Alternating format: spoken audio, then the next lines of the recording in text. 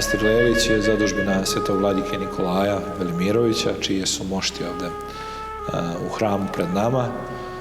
Građen je od 1927. do 1929. godine u moravskom stilu, po ugledu na hramove iz okoline Ohridskog jezera. Vladika Nikolaj u to vreme bio episkop ohridski.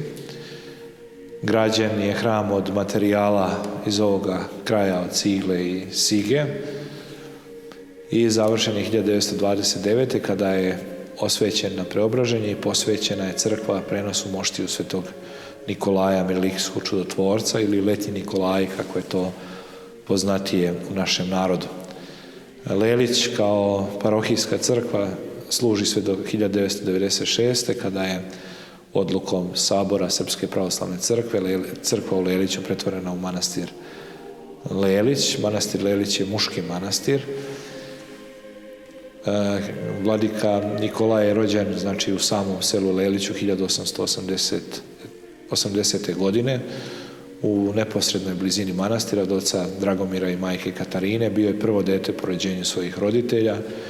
Imali su ukupno 9 dece, kršteni u manastiru Ćelijama. Tu je završio i osnovnu školu, potom gimnaziju u Valjevu, a posle gimnazije bogosloviju Svetog Save u manastiru Rakovici u Beogradu.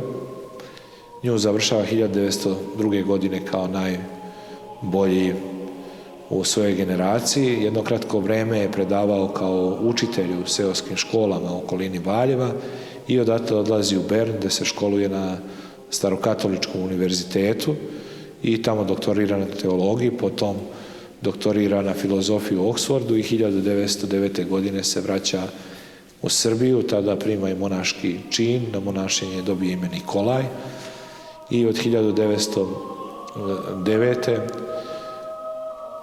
on je raspoređivan na razne dužnosti, kako crkvene, tako i državne. Bio je profesor bogoslovije u to vreme, vrlo rano počinje da piše, poznat je po svojim besedama, veliki broj ljudi kreće za njim, slušajući reč Božiju preko njega. A u toku Prvog svjetskog rata njega šalje srpska vlada u Englesku, potom u Ameriku, da radi na srpskoj stvari, to jeste da razbija austrijsku propagandu koja je bila proneta protiv Srbije i srpskog naroda. Velike uspehe donosi kako srpskom narodu, tako i srpskoj vojsci. Govori pred mnogim znamenitim ličnostima toga vremena, pred engleskim kraljem Đorđom V. I veliki broj dobrovoljaca na njegov poziv se javlja u Americi i dolazi na ispomoć srpskoj vojsci na Solonskom frontu. 1919. godine je izabran za episkopa Žičkog, tu ostaje godinu dana, da bi sledeće 1920.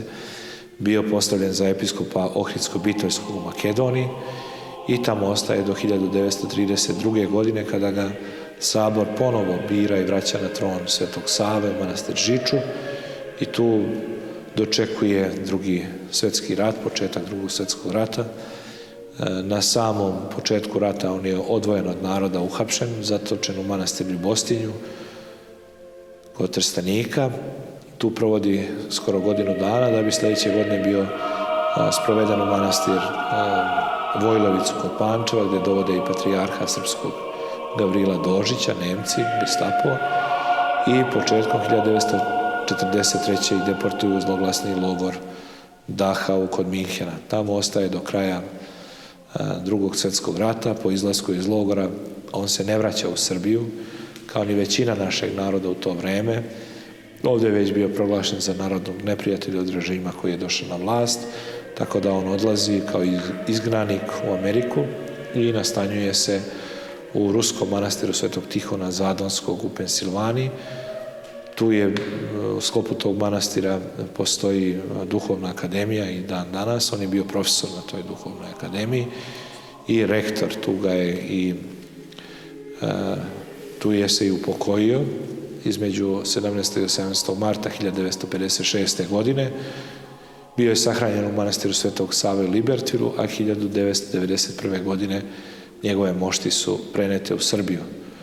Vladika Nikolaj je jedan od naših velikih mislilaca, filozofa, duhovnika i čitajući njegova dela mi nailazimo na odgovore današnjeg savremenog čoveka. Nema teme u ljudskom životu o kojoj on nije govorio, koje nije pisao. Njegova poznata dela su Ohridski prolog, Omilije, Srpskom narodu poslanički prozor i druga mnoga. Do sada je oštampano preko 15.000 strana dela svetog vladike Nikolaja.